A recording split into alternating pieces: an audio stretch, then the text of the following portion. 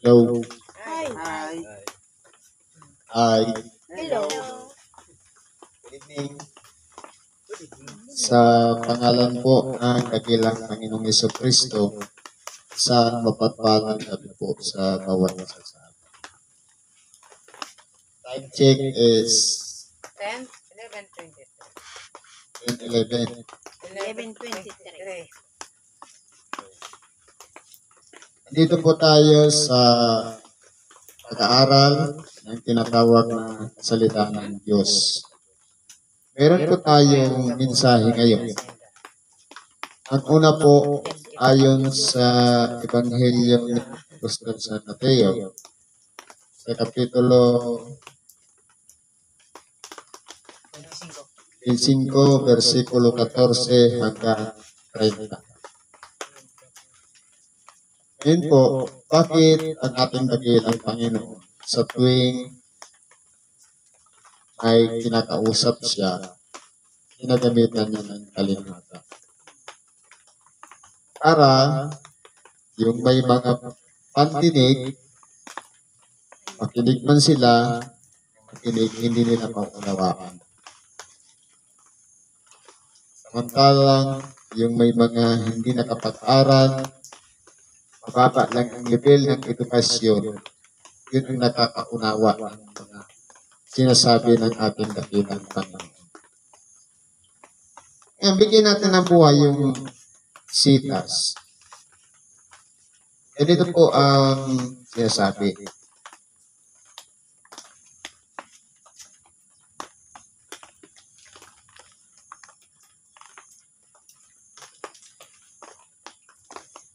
Sapagkat tulad sa isang na nagkaroon sa ibang lupain, ay tinawag ang kanyang sariling mga alipin at ipinamahagi sa kanila ang kanyang mga pag-aari. Ngayon po, ito po sa unang versikulo, na isang tao na may maraming mga pag-aari, kumbaga, kinakailangan niyang ipagkaloob sa kanyang sariling mga alipin ang tinatawag na pamamahala. Katulad din naman natin na tayo po ay bawat isa sa atin merong kani-kanyang pagtatalaga. At tinawag tayo sa ganitong pamamaraan. Iba-iba po ang pamamaraan na ginagawa. Diyos po ang nakakaalam niyan. Hindi po tao, hindi rin sarili natin. Sabi nga, manatili kayo sa paraan ng pagkatawag sa inyo. Iba-iba po ang pamamaraan ng pagtawag. Dahil iba-iba rin naman ang sinubo para yung mga tao mapalapit sa Diyos. Iba-ibang sikta, denomination na under ng tinatawag na Christianism. Lahat tayo ay may bahagi doon sa pamamahala. Lahat tayo, kung ano ang kakayahan natin, kung ano yung pinaka-special na kalagayan natin na doon tayo perfectong gumagawa, kaya na-master natin yun. Yun naman ang bibigay sa atin na tungkulin. Yan po ang isang bagay na kung aralin po natin. Halimbawa, kung mathematician ka, siyempre, ibigay sa yung trabaho, related din sa mathematics. Kung ikaw ay magaling ka sa management, ang ibibigay sa iyo, responsibilidad na mataas. Pangulo, o kaya ikaw ang nangunguna sa lahat. Ikaw ang nagbibigay ng buhay para tumakbo ang isang pamilya, isang kumpanya, barangay man, kung ano man. ipagkaloob sa atin. Dahil yun ang mastery mo. Doon ka sanay. Kaya kabisado mo na kunting bagay na alam mo agad kung paano mo isusolusyonan dahil kabisado. Ayan po. Tuloy natin. Sabi po dito, at ang isa'y binigyan niya ng 5 talento. Ang isa'y 2 at ang isa'y 1. Sa bawat isa ayon sa kanyang kaya at siya yumaon sa kanyang paglalakad. Ito na po yung sinasabi ko kanina. Nakadepende po kasi ang biyaya na ibinibigay sa atin sa sariling kakayahan na taglay natin.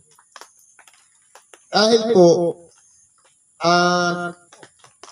sumasang-ayon naman talaga yung mga pagkakataon. Diyos po talaga ang pinanggagalingan ng lahat ng bagay. Siya po ang gumagawa ng sari-saring paraan na hindi maabot ng pag-iisip ng tao. Halimbawa, sa kalagayan ng ebanghelista, kung ikaw ay malawak ang pag-unawa, madali kang makaintindi, at yung mga binabasa mo, na-i-interpret mo ng malalian, ang mabilis, ilalagay ka sa kalagayan ng ebanghelista. Dahil, kumbaga, sabi sa atin yan, gamay na. Kumbaga, sa pangangaral ng salita ng Diyos, kahit na anong ibigay mong sitas, kaya niyang ipaliwanag dahil yun ang special niya. Doon siya, sabi nga, bago pa ipinanganak, yun na talaga yung taglay natin. Kumbaga ito na yung talent na ibinigay sa atin. Kaya, doon ka naman ang tatawagin ng Diyos sa gawain yun. Dahil, pinalakihan mo yung doon ka sanay. Kaya sinabi ko kanina, kung halimbawa, sa loob ng pamilya, bata pa, marunong ng pagkatiwalaan ng magulang, lalo kung wala sila, namamanis na yung mga kapatid, napapakain niya ng tama sa oras, kumbaga, marunong siyang magligpit, kumakalat, bata pa, kumbaga, ang nakasanayan niya, management, kaya mangyayari niya, ibibigay naman sa kanya, yung related doon sa pinatihan, kinasanayan. Yan po ang mga nangyayari sa totoong buhay. Kasi hindi naman masasabi na ipinanganak ngayon, bukas marunong na. Lahat tayo dumadaan sa proseso, sa bilang. Sabi niya, ang number is always with number 1. Kaya kinakailangan po, kung ano yung, kung mapapansin natin, kung ano yung palagi natin, magmula mag-umpisa tayong matuto at masanay at mamaster natin, yun po yung, kung ano yung gawain man na yun, i-relate po doon ng Diyos yung trabaho na angkop doon sa bagay na yun na nakasanayan natin. Dito po, sa aral na ito, yung isang tao, ibinigay niya na yung 3 klaseng talento. May binigyan ng 2, may binigyan ng labis 5, at merong binigyan 1. Tanungin po natin ang ating mga sarili, saan po kaya tayo doon nabibilang? Dahil ang bawat talento na ibibigay sa atin, may sukat po ang bawat isa. Yung isa, 5 binigay, yung isa, 2, yung isa, 1. Ngayon po, kumbaga, siyempre, kinakailangan yung bagay na ipinagkatiwala sa atin na 3 klase kung saan man tayo napapabilang doon, dapat po yun may resulta. Dahil ang palagi natin iisipin, yung nagbigay sa atin. Baka hanapin yung ibinigay sa atin, saan natin ginamit. Kung halimbawa, tinawag tayo, o start tayo lagi sa sabihin natin, start tayo bilang ordinary member. Tapos, meron palang tungkulin na ibinigay sa atin.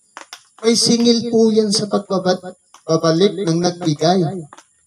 Kaya kinakailangan po pag-ingatan natin yung mga bagay na ipinagkatiwala sa atin. Halimbawa, ang biyaya mo tumulong sa kapwa. Hiningiling mo yan. May lumapit sa iyo, magpapahilot, magpapagamot. Pero isang beses, tinanggihan mo. Dahil sabi mo, pagod ako hindi pwede. Wala pong pagod pagdating sa paglilingkod. Dahil obligasyon po yan. Parang sa barangay po yan. 24 hours pag tinising ka, dapat palagi kang gising kahit pagod ka na. Ganun po ang responsibilidad. Lalo kung mabigat, halin tulad ng binigyan ng 5 na walang ibang gagawa kundi ikaw lang. Kinakailangan umita yung 5 na yun. Kinakailangan merong tubo yun. May mapakinabangan yung nagkatiwala sa atin ng bagay na yan. Kaya po, hindi pwedeng itago. Kinakailangan gamitin. Kinakailangan yung sarili natin, kaya tayo'y natalagay sa gawain yan. Handa nating isakripisyo ang pamilya, pansariling layunin, alang-alang lang doon sa responsibilidad. Yan po yung pinag-uusapan dito. Tuloy natin.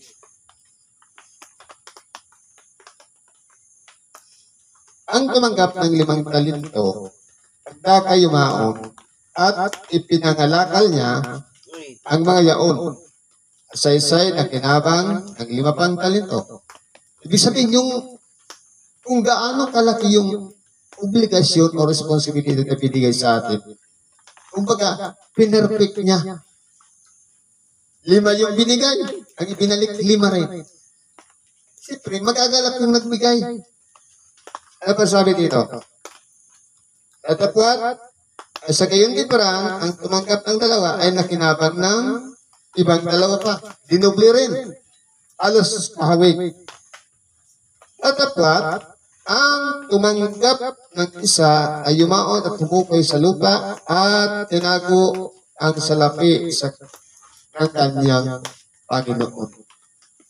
Ngayon po, obserbahan natin yung 3. Meron binigyan ng malaki, meron binigyan ng katamtaman, at meron binigyan ng kaunti. Yung binigyan ng malaki, yung 5, ginamit niya yung lahat ng effort niya, yung lakas niya, yung kung ano mga pumasok sa kanyang pag-isip. Katulad ng binigyan ng 2 para kinabangan niya yung ibinigay sa kanyang biyaya. Doon sa 5, ito naman yung kumbaga pinagkatiwalaan ng mga malalaking bagay na kinakailangan. Kaya nilagay dyan dahil kumbaga dapat ka dyan sa tungkulin na yan. Hindi ba ka? Katulad na lang halimbawa sa pagpapamilya. Merong pamilya na dahil alam ng Diyos na marunong siya mag-alaga ng bata at napapalaki, bagamat hindi napapatapos ng pag-aaral, binibigyan ng maraming anak. At yung mga minsan, nalilipasan ng gutom, sarili pangalan, paano pabubuhay ng anak. Kaya mangyayari, nabigyan ka, tama ka. Pero yung iba naman, nahalas ang inisip, puro na lang kayamanan, walang puwang sa pagpapamilya, kahit isa. Milagro na lang ang magkaroon ng anak na isa. Bakit? Ang purpose lang naman, pangalagaan ang kanyang ari-arian, Kinakaya yung anak niya, ang mapangasawa, kilala yung magulang. Minsan, ginagawa pa nga pampayad doon sa kautangan, yung anak, para lang makasurvive. Lalo-lalo na yung mga malalaking pamilya, yung may mga kumpanya. Kapag pauna sa utang ang kumpanya, para lang hindi siya mawala sa sirkulasyon, kinakailangan niya isakripisyo ang kanyang anak alang-alang lamang na magpatuloy ng kanyang kumpanya. Ganun po yun. Kung pag-aralan po natin, nangyayari po yan sa totoong buhay, yung mga talento na yan. Gawin natin. Sabi dito,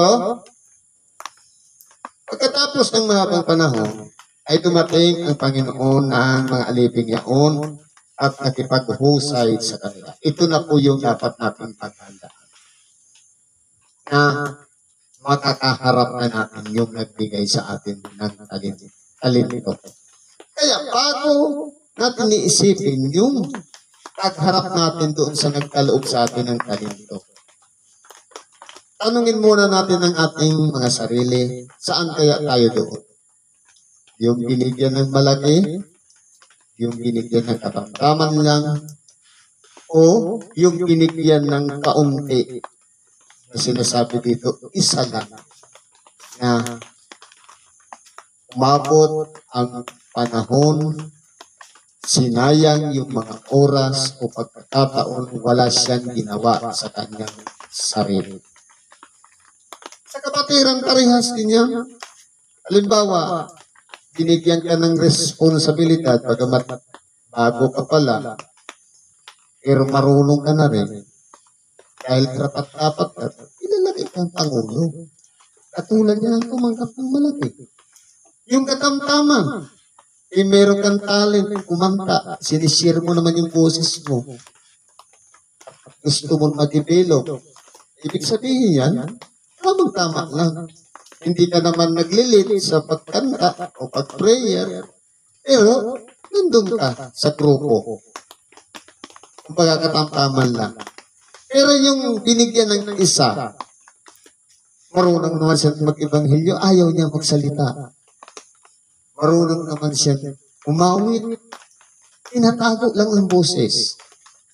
Ito yung sinasabi na itinago, ibinaon, wala siyang ginawa. Marunong naman siyang kumanta, pero ayaw niya lang ma-expose, ayaw makita, ayaw malaman ng iba na marunong siyang kumanta. Yung delivery niya ng pagsasalita, madaling maunawaan, pero ayaw niya. Kumbaga, ito yung mga tao na, kumbaga ayaw, kumbaga walang pagpapalaga doon sa nagbigay sa atin ng mga talento na yan. Kasi po pinag-usapan dito, talento, talent. Kung ano ang taglay ng bawat isa sa atin. Kaya, doon natin malalaman kapag tinanong natin ang ating mga sarili, ano kaya ako sa harapan ng nagbigay sa akin ng talento? Meron bang pakikinabangin sa akin sa binigay niyang talent, taglay ko? O baka magiging katulad lang ako doon sa huli? Na meron nag-iisa na nga lang, wala nang iba, ayaw pang gawin. Halimbawa, ang pinakatalit ko lang naman, meron kang kakayahan mag-donate, maging donor, para ang Ebanghelyo magpatuloy. Iayaw mo pang tukutin sa puso mo at ibigay sa simbahan. Hinahatulan mo pa baka kung saan gamitin. Ang nangyayari niyan, maging katulad tayo doon sa itinago lang yung talento na taglay natin na ayaw nating mabulgar at malaman ng lahat. Pero taglay natin yun mula nung nasa sinapupunan pa tayo ng ating mga ina. Sabi dito, at ang tumanggap ng 5 talento ay lumapit at nagdala ng 5 pang talento na nagsasabi, Panginoon, binigyan mo ako ng 5 talento, narito, ako'y nakinabang ng 5 pang talento. Kung tayo po ang binigyan ng malaking responsibilidad, malakas nating sasabihin, nagawa ko po. Paano kung sa loob ng templo o simbahan ang pinag-uusapan? Siyempre, proud ka dahil nagtagumpay ka. Yung swak na trabaho, na taglay mo nung bata pa, angkop sa'yo, yun ang ipinigay sa'yo. Maipagmamalaki mo sa iyong sarili sa harapan ng Diyos. Nagawa ko. Proud ako. Ano naman sa isa? Sinabi sa kanya ng kanyang Panginoon, mabuting gawa, mabuti at tapat na alipin. Ibig sabihin ko pala, kapag yun na-multiply natin, kahit times 2 lang, ang isang bagay na talento na ibinigay sa atin. Ang tawag na sa atin, tapat na alipin. Dahil may takot siya na hindi niya masusuway yung taglay na ibinigay sa atin.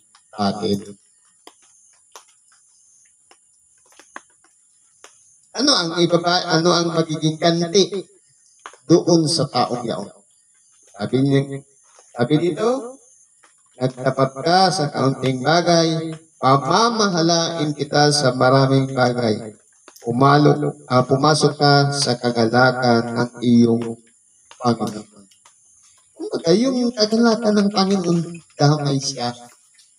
Dahil nagtagumpay siya sa tungkuling ipinagkalob sa kanya na naganap niya. Kaya tinawag siya tapat na alipin at sa katapatan yun, merong ibinigay sa kanya na regalo. Kumbaga, ang pakikipamayan pala natin dito sa ibabaw ng sanlibutan. Maliit na bagay lang naman pala yung binibigay sa atin. Meron pang mas malaki na ibibigay sa atin.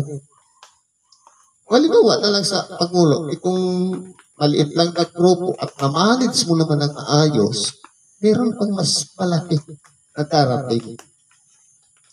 Diyos na po ang nakakaalam nun. Kaya nasa atin po ang sipag, determinasyon, at pagpapahalaga sa bawat isa para yung bagay na ipinagkatiwala sa atin, sabihin na natin, mahirap.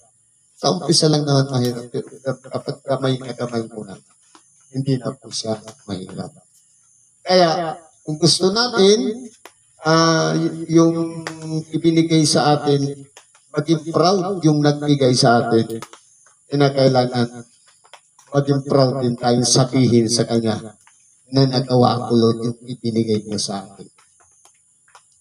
Paano kung halimbawa, Lord, ibinigyan mo ako ng 10 anak, napalaki ko siya ng ayos, lahat buhay. Hindi ba proud ka? Dapat sasabihin mo yan sa harapan ng Diyos. Dahil, ginampanan mo. Hindi na nga nahirapan dahil kung pagkalinya mo yun marunong ka, maalalahanin ka sa mga bata, sa mga anak. Talagang nandun na yung quality. Sabi nga, na kaya mo yung mga malalaking bagay. Yan na po yung kahalintulad doon sa unang pinagkalooban ng talento, yung ang bilang 5 na tumubo pa ng isa pang 5. Na times 2. Lumapit naman ang tumanggap ng 2 talento at sinabi, Panginoon, binigyan mo ako ng 2 talento. Narito, ako'y nakinabang ng 2 pang talento. Alas parehas din. Multiply lang times 2.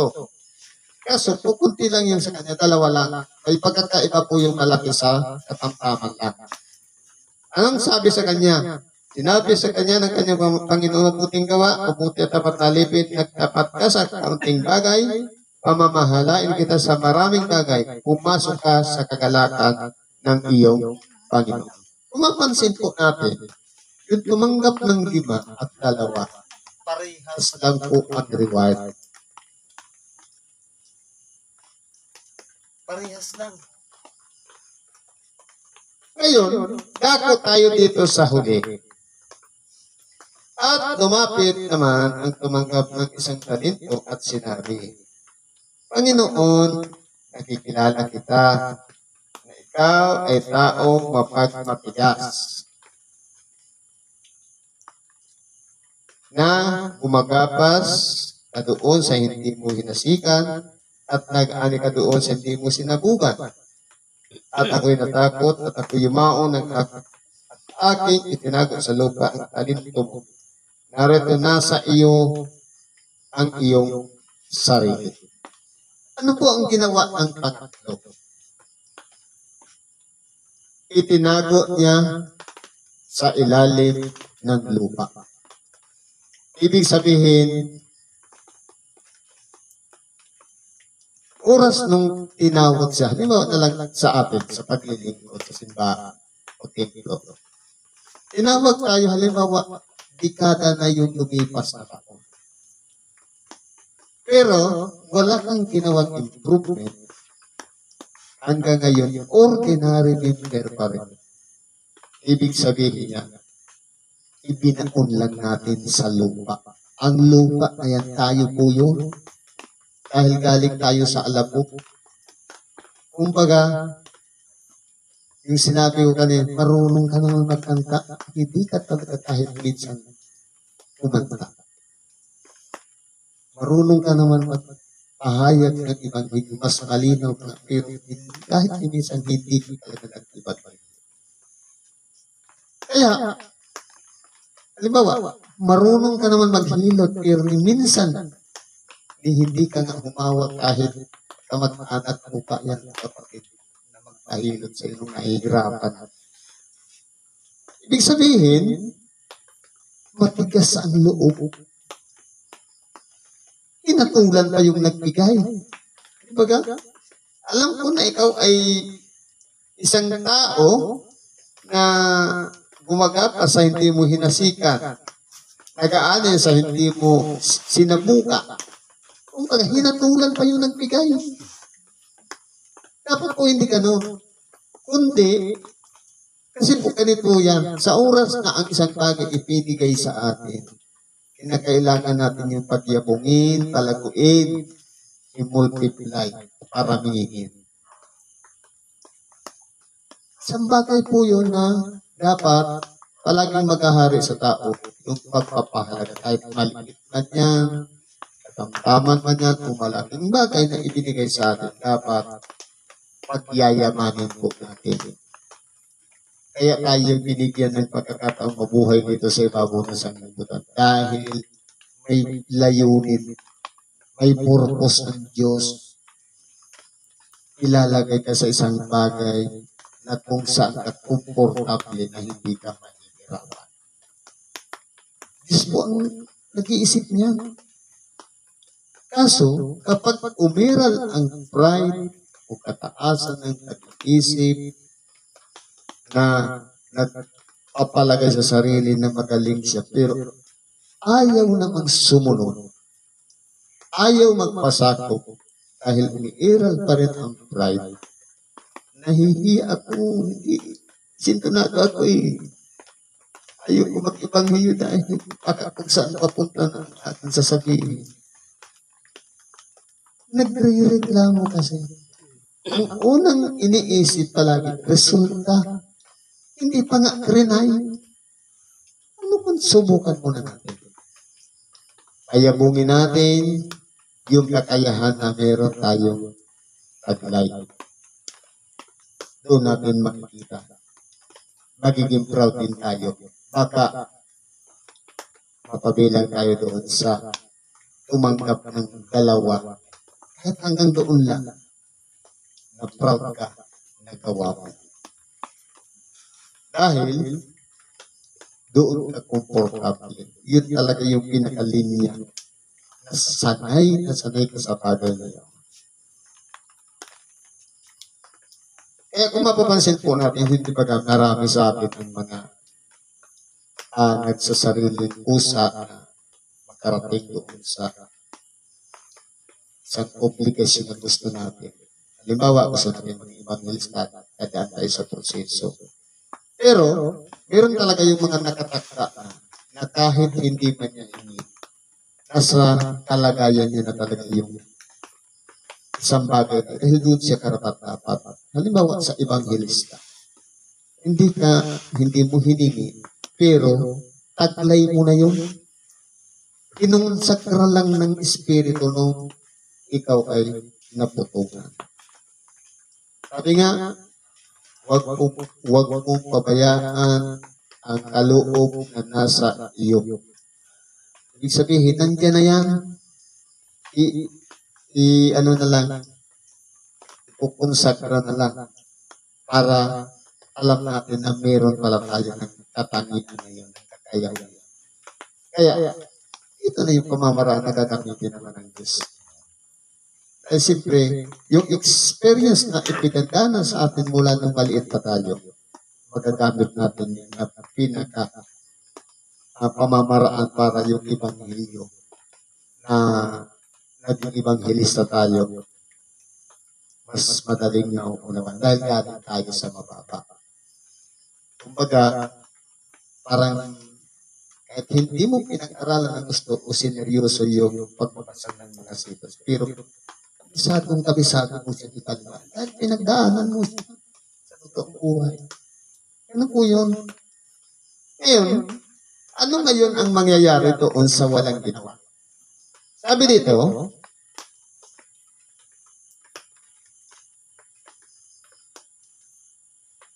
gayon pala'y, ibinigay mo sana ang aking salapi sa nagsisipangalakal ng salapi.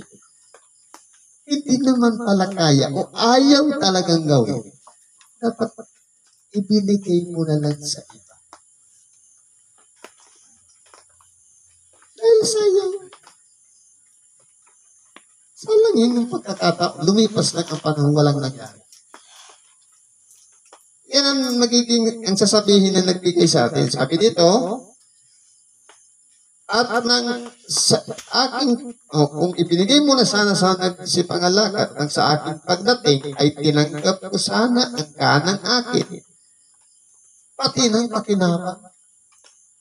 Yung ay balik lang natin yung puhunan at pati yung tubo. Kaso walang aksyon. Walang result. Ano mangyayari? Wala. Sayang. Nakapag-isip kung kailan ugod-ugod na. Kaya habang malakas pa tayo, kinakailangan po gawin na natin yung mga bagay na itinagda ng Diyos sa atin. Anong sabi dito? Alisin nga ninyo sa Kanya ang talento at ibigay ninyo sa may 10 talento. Dahil alam ng nagbibigay na kaya niya pang palaguin yung isa. Yung 5, naging 5. Ang nagdagdagan pa ng 5, naging 10. Siyempre pa, yung 5 nga, naduple niya. Yung isa pa kaya hindi na maduple. Yung isa gawin niya 2. Yung 2 gawin niya 4. At mas lalo pang mapalaki yan. Kasi ang pinag-uusapan natin dito, yung kalagayan na dapat yung nagbigay ng isang biyaya na taglay natin sa ngayon. Dapat meron siyang makuhang resulta. May bumalik sa kanya at meron pang dilensya o tubo. Kumbaga, ang kasanayan mo naman pala ay mag-recruit. Marunong ka naman magpaliwan. Member ka na lang. Isanay ka pala doon. At least, nakahikayat ka ng isang kaluluwa. Kahit simpleng pang-uusap lang. Meron nga niya nagbibiro, iba sa atin. Hindi naman sa member, pero palagi siya naghuhugas ng plato, sabi mo ni Paisan. Alam mo, hindi ka member, pero ang ginagawa mo, talo mo pa ang member. Hindi pa parang nakakaano sa loob na pupurihin mo yung isang hindi naman talaga humihingi na maging member siya, pero naging member. Maganda yun sa pandinig nila. Kaya po, kung dito natin parang kulang ang oras. Dahil itong sitas pala napakaganda po. Pinapaliwanag. At ang aliping walang kapuluhan ay inyong itapon sa kadiliman sa labas. Yan na nga pagtangis at ang pangangadip ng mga ngipin. Wala na. Kapag nasintensya na, hinanapan na tayo ng balik at wala tayong ginawa. Hindi na maibabalik ang nakaraan. Kaya kung ano meron tayong taglay sa panahon ngayon, pagyamanin natin. I-multiply natin. Huwag natin sayangin kahit ba, yung edad natin ngayon. Marami pa tayong magagawa. Pwede pang isulsi.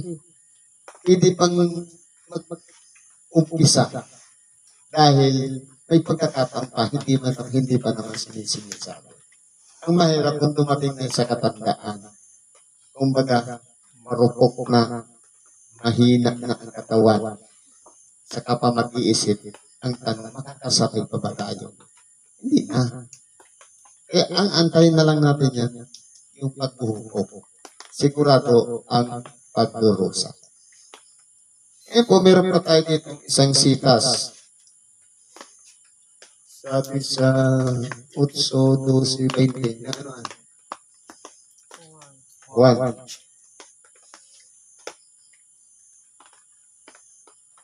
Ang sabi po, ganito.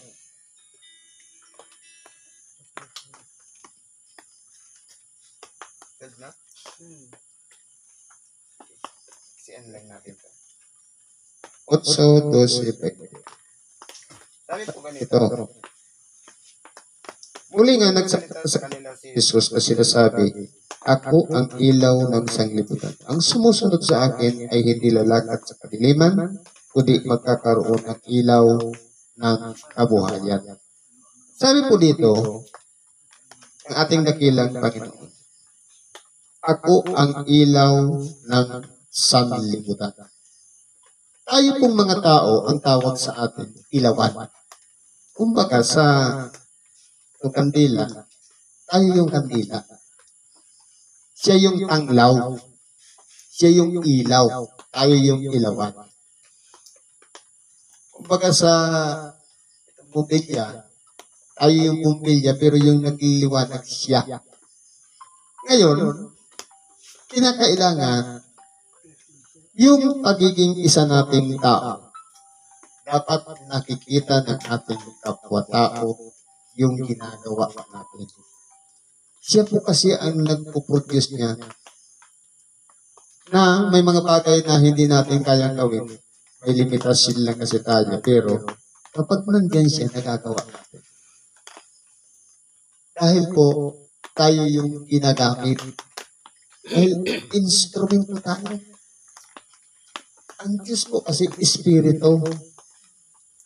Alam nga naman kausapin ng Diyos ang isang tao kung hindi mo idadaan sa iyo na ikaw yung tinawag.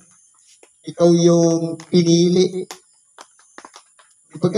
Lahat tayo pinili. Iba-ibang lugar ang pinanggalingan. Diba kanina nagpakilala, iba-ibang lugar ang pinanggalingan. Pinagsama-sama sa isang grupo na tinatawag na Hinduya. Diyos po ang nagtalaga nun. Kaya po, habang tayo ay pinakikinabangan pa bilang isang ilawan, naway magliwanag sa atin sa pamamagitan ng mga mabubuting gawa. Yun po yung pinakakailangan makita ng ating kapwa. Hindi pwedeng sabihin, mabuti akong tao, marami akong natulungan. Paano kung may kalakip na sumbat? Mas maigi pa yung kapwa na lang ang magsalita para sa atin kung ano yung magkakakilanlan sa atin. Kaysa magbuhat ng sariling bangko na magpapuri sa sarili pero may mga kuminto pala. May mga bagay pala na kahit maliliit na bagay na hindi pala kumbaga akala natin okay na pero meron pa palang pintas sa ating pamumuhay. Kaya po yun ang pag-ingatan natin. Tayo yung ilawan, dapat magliwanag. Sabi nga dito sa Galacia, ako'y kasama ng napako sa krus. Galacia 2:19. Hindi na ako ang nabubuhay sa aking sarili. At buhay na ikinabubuhay ko ngayon kay Kristo. Ay binigay niya ang kanyang sarili alang-alang sa akin. Ibig sabihin, bago na tayo nilalang, na hindi na tayo katulad dati, dapat matampuhin, madamdamin, madadalitin, masuwayin kundi, mas mahaba na ang pagpapasensya, mas mahaba na ang unawa.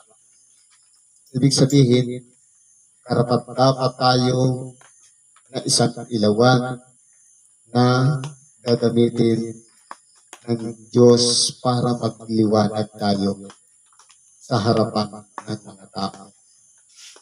Yun po yung isang bagay na pataingatan natin. Kung taglay natin yun, na gumagawa tayo ng kabutihan sa kapwa, dapat palaguin pa natin yun, padamihin natin yun.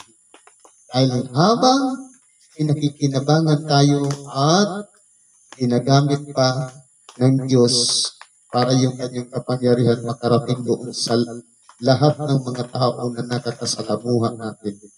Ituloy lang natin yung huwag tayo manghimagot dahil nakatalaga tayo sa bagay na yan. Sabi nito, sinabi nga sa kanya ng Parisiyo, nagpapatotoo ka sa iyong sarili. Hindi totoo ang patotoo mo. Sumagot si Jesus at sa kalay sinabi, pagaman ako'y nagpapatotoo sa akin, din ay totoo ang aking patotoo, sapagkat nalalaman ko kung saan ako nanggaling at kung saan ako paroroon. Datapwat, nagsisihatol kayo ayon sa laman, ako'y hindi humahatol sa kaninumang tao. Totoo po, si Kristo po hindi siya humahatol. Halimbawa, ang isang tao magkamali, pababayaan niya na. Ang isang tao ay sumama ang ugali, sumama ang kanyang kinabubuhay, pinababayaan niya na. Pero po sa tao, may mali. Kapag ang isang kapwa gumawa ng mali, talo pa natin si Kristo, inuunahan natin siya sa tungkulin na sa kanya lang. Ang sabi, akin ang paghihiganti, ako ang gaganti, sabi ng Panginoon. Ibig sabihin, anumang bagay na ginawa ng isang kapwa, idalangin na lang natin yung kapwa kung nakagawa ng mali. Dahil kapag pinatulan natin, inagawa natin ang posisyon ng Diyos. Kaya nga, walang problema sa isang tao ang magkamali. Normal yun. Sabi nga, walang matuwid, wala kahit isa. Kundi ang lahat ay nagkasala. Kahit yung nagpapakunwaring matuwid na siya o mabuti na siya, nagkakasala pa rin. Dahil yun talaga ang nakahula. Lahat tayo ay makasalanan. Kaya ang nagsasabi sa kanyang sarili na hindi siya nagkakasala ay isang sinungaling. Dahil nakahula sa banal na kasulatan, walang matuwid, walang kahit. Nagkakasala tayo sa dahil sa tukso, dahil sa alitigtigin ng laman. Ang problema, yung kapatid, halimbawa, yung person number 1 nakagawa ng kasalanan. Ang pagtingin ng person number 2, masama na siyang tao. Kapag, kumbaga, ang paghatol po kasi ganito yan. Halimbawa, pagdating kasi sa pagkabuhay dito sa ibabaw ng sanlibutan, pwede pang magbago, pwede pang matuwid ang mali. Pero kapag hinatulan mo na hindi ka na talaga magbabago, ibig sabihin, tinapos mo na yung pagkakataon niya na mabago. Yun po yung paghatol. Kumbaga, sa totoong buhay ng realidad sa tao, pag sabing hatol kasi, sinintensyahan mo na siya. Kumbaga, na final na. Dapat hindi natin sasarahan yung pag-iisip na ganun siya. Dapat mayroon pang pagkakataon na pwede pang mabago. Pwede pa siyang magsisi. Pwede pang magbalik loob sa Diyos. Yun yung isang bagay na dapat na titingnan natin. Lahat tayo'y ilawan. Kaya pwedeng, hindi pa kasi Apostol Pablo, nagpatay siya ng mga, nagsasambit nga lang sa pangalan ng dakilang Panginoon. Pinapapatay niya. Sa papaanong paraan? Sa pagpupukol ng bato. Under management niyo, nasa kanyang kamay, ang dugo, sina Esteban, lahat ng mga alagad. Dahil siya mismo ang nagtatawag ng mga magbabato para patayin sila. Kaya nasa kanya mga kamay ang kalagayan na ang kumbaga yung ginawa niyang kamalian doon sa isang tao, sa kanyang kamay sisingilin. Kaya po, ang Diyos po, hindi siya tumitingin sa kung ang tao masama. Kapag naging sisidlanghiran para sa Diyos ang isang tao. Dahil si Apostol Pablo po kasi, matalas ang kanyang pag-iisip. Kumbaga sa argumento, halimbawa sa korte, dahil Pariseo siya, kaya niyang paikot-ikotin. Kaya kung mapansin po natin yung mga sulat ni Apostol Pablo, magaling siyang magpaliwanag. Bakit? Sabi nga sa kasalanan, pag gusto kong gawin, hindi ko magawa. Ang ayaw kong gawin, ginagawa ko. Bakit? Dahil sa kasalanang taglay ko. Kaya ano ang susi? Magsisi. Halimbawa, gusto mo magsimba. Pero, ikot-ikot ka na lang, hindi ka naman nakakaalis, hindi ka nakakasimba, naagaw na lang ng ibang atensyon. Pero ayaw mong gawin na magkasala ka o makasakit ang kalooban ng kapwa. Pero nagawa mo. Dahil yan sa kasalanang nasa atin. Kaya nga, ang pamumuhay dito sa ibabaw ng sanlibutan, ginawang open. Hindi ibig sabihin, pag matuwid ka na talaga. Pwede ka pang subukin para magkasala ulit. Kaya ang pinakaano dyan, purpose lang dito, marunong tayong tumanggap ng pagkakamali. Marunong tayong magsisi. Marunong tayong humingi ng tawad. Yun po yung pinaka-importante. Gabi-gabi, sa bawat oras ng pananalangin natin, humingi tayo ng tawad sa Diyos. Dahil kasama tayo doon sa ilawan na pinagniningas niya, pinagliliwanag niya. Kasi po ang tao, meron tinatawag niya positive side at negative side. Kapag ang pinansin mo puro negative side, puro pintas, puro mga sita, dapat balansin mo. Meron din yung positive side. Di ba, pala absent nito sa pagsimba, malay mo naman meron pala siyang ginagawa doon na kabutihan sa labas na hindi mo nakikita. Tapos hatulan natin, hindi ka pupunta ng templo. Hindi pwede yun. Dahil, halimbawa, hindi ka nga nagsisimba, malayo ka na. Bakit wala bang simbahan doon sa ibang lugar? Tapos hatulan natin. Kaya walang karapatan sa atin ng maghatol. Kaya po, titingnan po natin dito, kahit ang ating dakilang Panginoon, nung may nakipag-argumento sa kanya ng mga eskribas at pariseo. Dahil ang panuntunan kasi ng tao, ang patutuo ng isa, hindi po yan binibilang na patutuo dahil kinakailangan may mag-testify pa na isa. Pero si Kristo, alam niya kung saan sa galing, saan sa pumunta at saan sa babalik. Nababalik ulit sa kanyang Ama. Kumbaga, ang nagtitestify dito, yung Espiritu. Di ba nung bautismuhan siya ng tubig, anong tinig narinig sa kanya na napakinggan ng mga tao? ito ang sinisinta kong anak na siya kong kinalulugdan. Hindi ba kapatotoo yun? Kaya kung si Kristo man ay sinasabing Mesiyas o siya ang tagapagligtas, may patotoo ang Espiritu. Hindi ba ganang umakyat sila sa mundo kasama na si Santiago, si Pedro, at si Juan? At nagulat pa si Pedro nung makita niya si Elias at saka si Moises. Ano ginawa niya? Ano kay Panginoon, gumawa na lang tayo ng 3 tabernakulo. Isa sa iyo, isa kay Elias, isa kay Moises. Na hindi niya nauunawaan ang kanyang sinasabi. Kung pagkabulalas na lang ng kanyang bibig dahil ganun talaga si Apostol Pedro. Pero anong nangyari? Nagningning, nagliwanag sa paligid nila, nagbagong anyo. Kumbaga napuno yun ng liwanag. Ano nangyari? Meron na naman tinig. Ito ang sinisinta kong anak na siya kong kinalulugdan. Kaya yung patotoo ng Espiritu na napakinggan ng 3 alagad at ganun din, yung mga nakasaksi ng bautismo si Kristo, yun po yung Ama na nagpapatotoo sa ating dakilang Panginoon.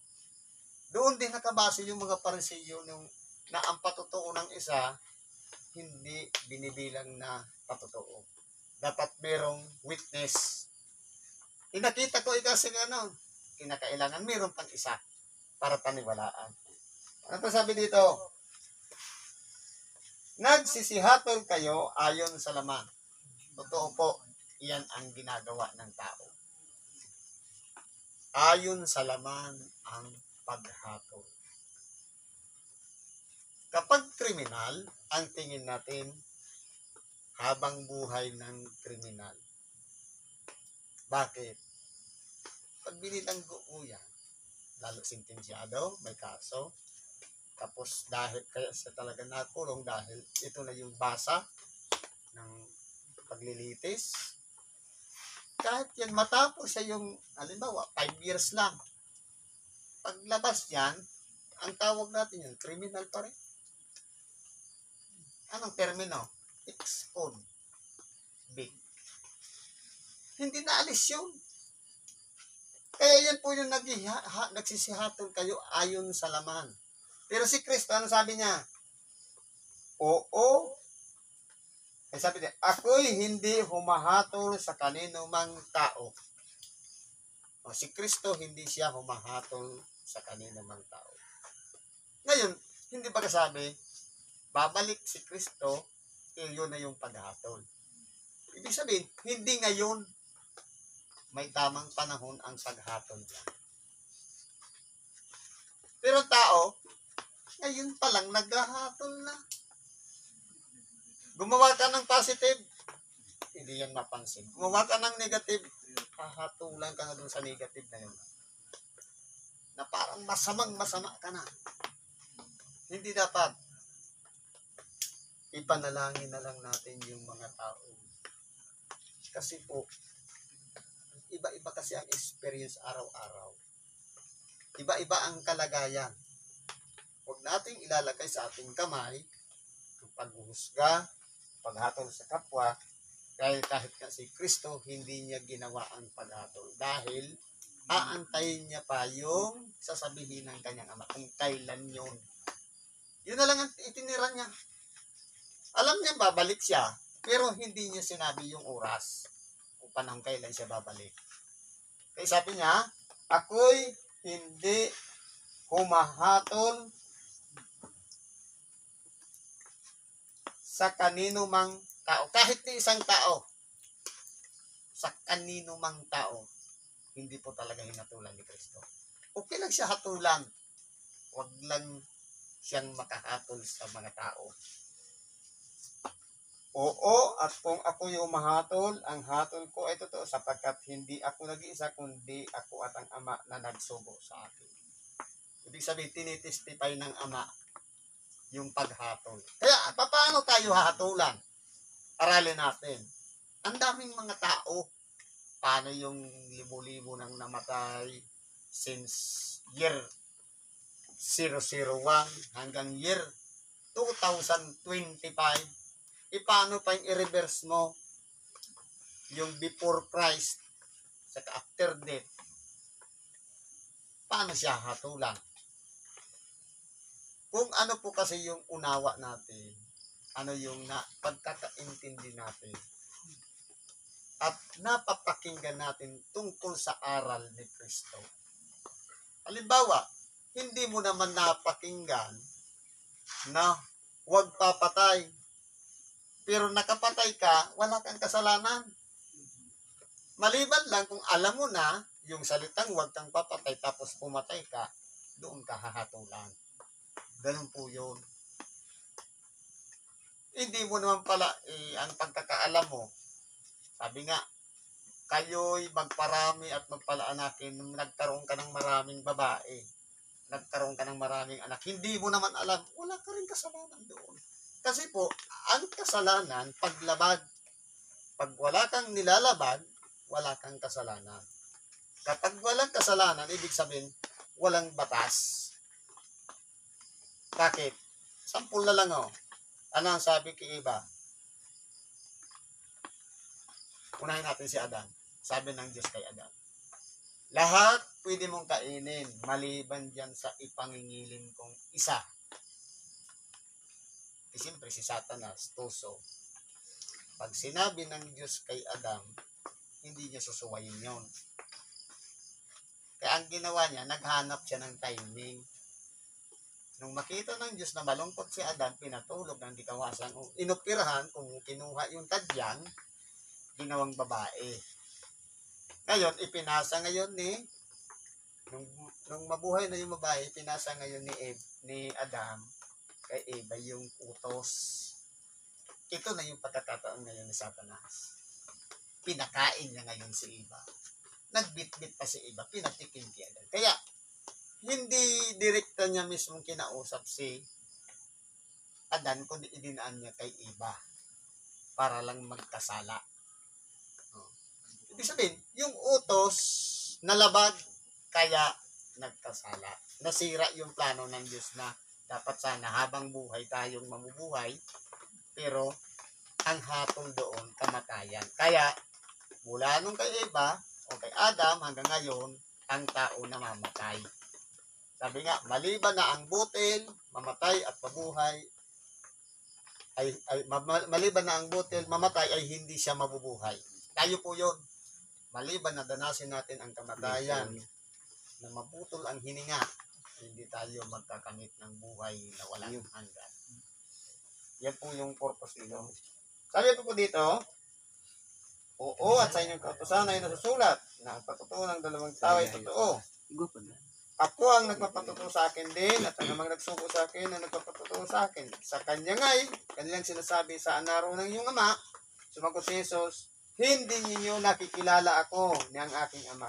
Kung ako'y inyong makilala, ay makikilala rin ninyo ang aking ama. Sinilita niya ang salitang ito sa dating kabanyaman na nagtuturo siya sa templo, at walang taong humuli sa kanya sapagkat hindi pa dumarating ang kanyang oras. Kaya kung titingnan po natin dito, sa sinasabi niya dito, makilala lang natin si Kristo para na rin natin nakilala ang Ama. Kahit sabihin na hindi tayo pamilyar sa kalagayan o katayuan ng Ama.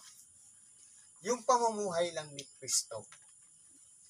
Pero, may pagbabatayan din. Kasi, iba po kasi yung kilala natin yung aral niya, kilala natin si Kristo, pero dapat kilala rin tayo ni Kristo. Makikita po yan sa pamumuhay natin. Na nasusunod yung kalooban niya, hindi yung sa atin. Kasi kung sarili natin kalooban, ano gagawin natin ngayon? Magsarap matulog, bakit tayo nagtsatsaga? That's my will.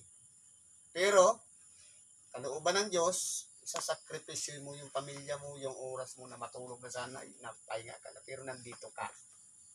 Yan ang sinasabi, thy will be done. Kaya kung titingnan po natin dito, napakalawak kung pag-aaralan natin ang salita ng Diyos. Pag nag-focus tayo, marami po tayong mauunawaan. Lahat po yan nakabatay sa banal na kasulatan. Siguro hanggang dito na lang, pagkikibagi natin dahil napahaba na. Isang magandang gabi sa ating lahat at naway magtagumpay tayo sa mission na ito. Salamat at magandang gabi ulit. Ang magsabi